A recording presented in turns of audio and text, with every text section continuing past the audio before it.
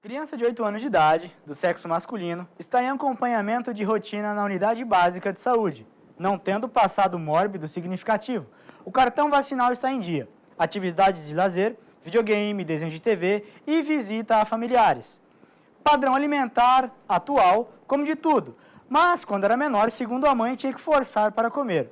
Ao exame, peso em 36 quilos, estatura em 130 centímetros, pressão arterial 10/6, presença de máculas hipercrômicas ao redor da região cervical, compatível com a acanthosis nigricans, ausência de outros achados patológicos no exame físico. O item A dessa questão é excelente, é o que todo mundo sonha. Plotar no gráfico o peso, a altura e o IMC dessa criança. Tá ótimo isso. Mais fácil, impossível. A gente vai pegar primeiro.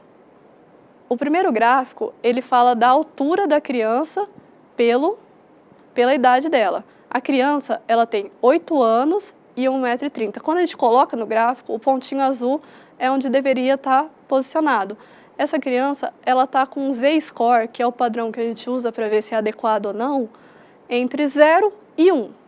Quando a gente fala de altura, tudo que está entre -2 e +2 no Z-score, essa criança tem uma altura adequada para a idade dela. Não é uma criança nem baixa, nem uma criança alta.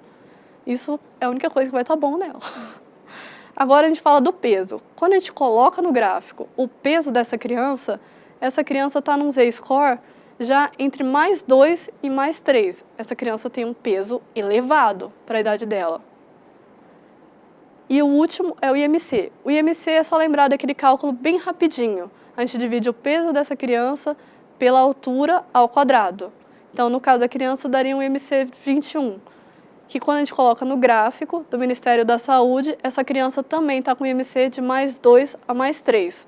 Quer dizer que essa criança tem um equivalente, o percentil dela, ela é mais gordinha que 97% das crianças com os mesmos parâmetros que ela.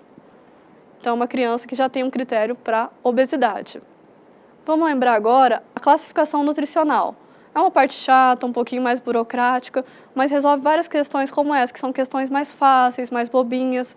Quando a gente classifica um paciente pelo peso, a gente tem que considerar a idade, de 0 a 10 anos, como é o caso dessa criança. A gente sempre tem que lembrar do Z-score e do P-score. Eles têm equivalentes entre eles. O Z-score, ele equivale, no -3, a um percentil inferior a 0,1%. Quando a criança tem um Z-score inferior a -3, -4, -5, quer dizer que ela tem um peso muito baixo para aquela faixa etária dela. Já quando ela tem um Z-score entre -2 e -3, ela tem um percentil equivalente entre 0,1% a 3% das crianças. Então, ela tem um baixo peso.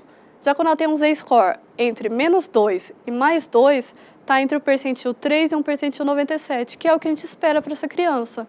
Então, ela tem um peso adequado.